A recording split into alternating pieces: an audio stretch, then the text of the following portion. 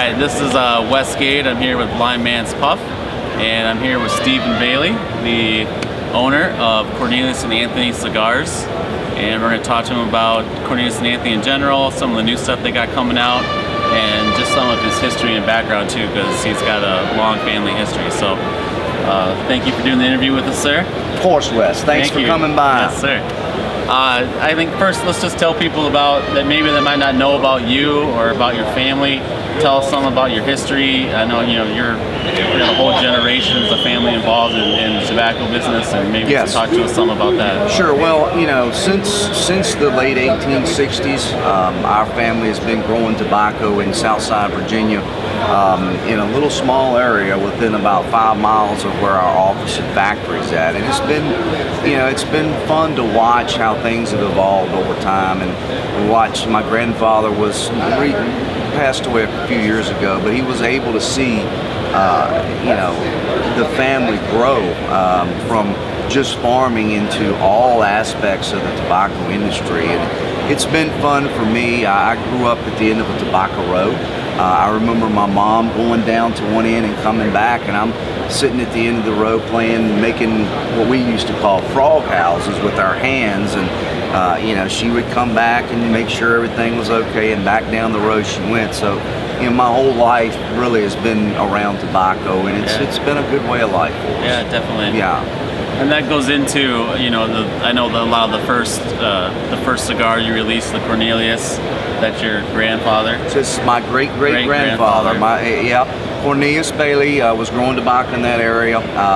In the late 1860s, we were able to determine that, and there may be some before that. We don't know. You kind of run out of information the further you go back. So that's a long ways. Yeah, it's been a long ways, and my family has historically been well respected in the community. Hardworking people, reputable, do what they say what they do. I'm trying not to screw that up, basically. I don't want to ruin the family name. And maybe my kids will, hopefully not, because we tried to raise them right. Nick seems good. Nick seems to be a good kid. But I'm just trying not to mess up the family name. Perfect. So I just, the whole story is you released the Cornelius and if people don't know the picture, that actually is your great-great-grandfather. It's funny because I'm getting a lot of comments on social media about, is that guy H.H. Holmes? And I'm like, well, at first I didn't know who H.H. Holmes was. Yeah. So I went in and did some, oh my God, it's America's first serial killer. Yeah. No, I don't think so. So, I send people to our website and said, there's an actual picture of my great-great-grandfather that, we took a little creative license and made him look a little younger and maybe a little prettier than he was in real life. But it's an actual, it's an actual rendering of my great-great-grandfather. No, I think that's really cool, because then you came out with the Daddy Mac, which is your father, Mac Bailey. Yes. And so, a lot of people, they hear Daddy Mac. I hear a lot of the crisscross, the old Mac Daddy and all that Mac stuff. Daddy, and but to you, it actually is your father. It is my dad. The picture on the box is your father riding the old tractor and all that cool stuff. Yeah, so. The photographs that you see around the booth, those are real family photographs, and our history is real. We didn't sit around in a boardroom or hire a big ad agency to come up with all these, fictitious people and ideas. These are real people. These are my family folks. So we try to pay homage to the family, or some other cool way that we can incorporate some of the things, experiences or people that are important to us or our family into everything that we're doing. So as we went to Daddy Mac, it was an obvious extension because my father has been such a major figure in my life, and so we thought he deserved it. And really, it was a lot of the things that we've done over the years, and being in the tobacco industry. And when I grew up, it was, if you were a tobacco man, you were held in high regard. And I've seen that torn down, in society. And I wanted to get in the cigar business because the cigar consumer appreciates what's been involved with us over time, and we wanted to pay homage to them in the respect that I personally think that they deserve. Yeah, no, that's fantastic. I agree with you 100% on that.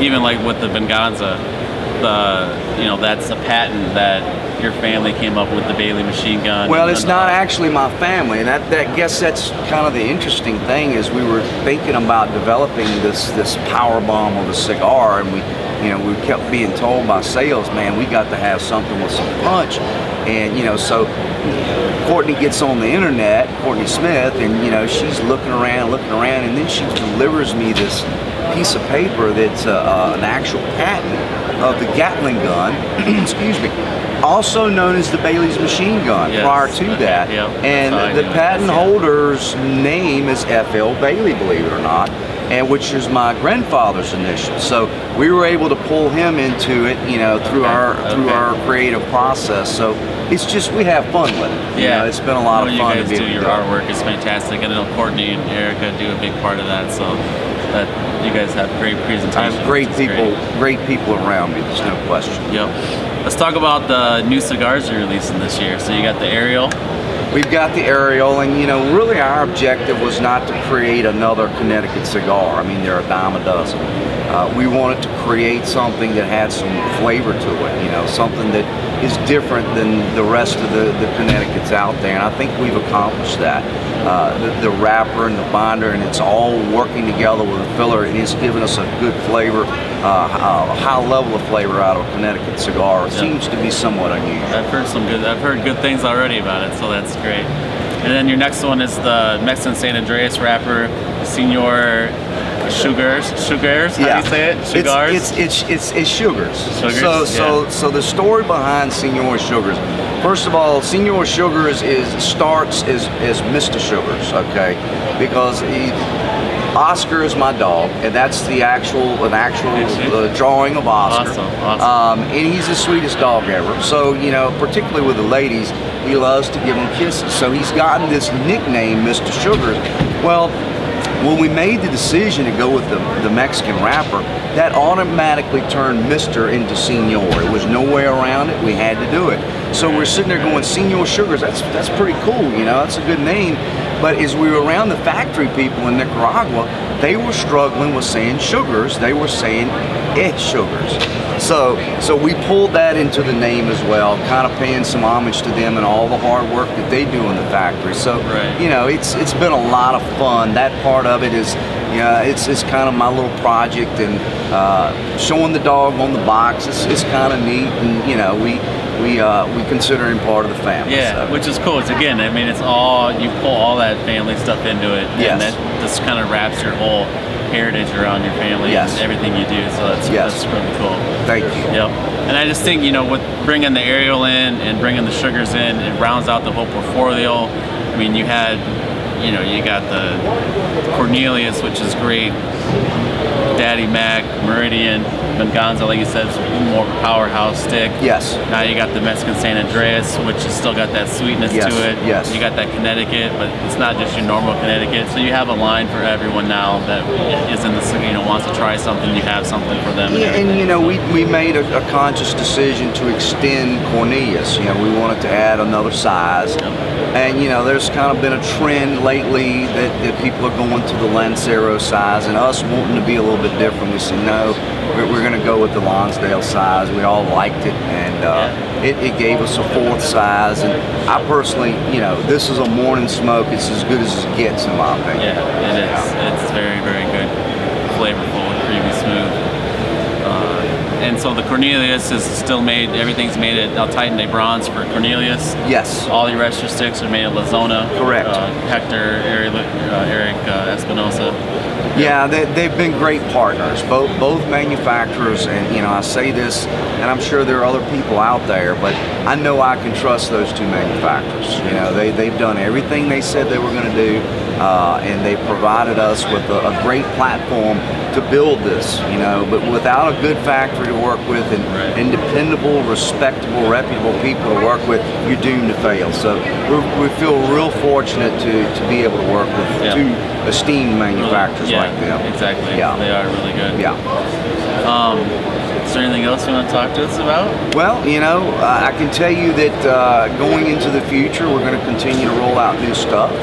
I know cigar consumers love new stuff, and we love creating it. So 2018 IPCPR. Hopefully, you and I'll be sitting here having a conversation about a few new things. So. And I know too, just touch on some of the FDA stuff, but you guys have put out that you've actually had success on doing the substantial equivalency, so you're confident that your cigars are going to be around, they're not going anywhere. You're also one of the few ones that I know that do a total money-back guarantee on all your boxes, so that's another great selling point. You have to do that, in my opinion, if your name is on it. You stand behind your product. You have to stand behind if you're paying homage to your family and you're saying great things about your family and your reputation, well, how can you not guarantee the product? So that's a big deal to me.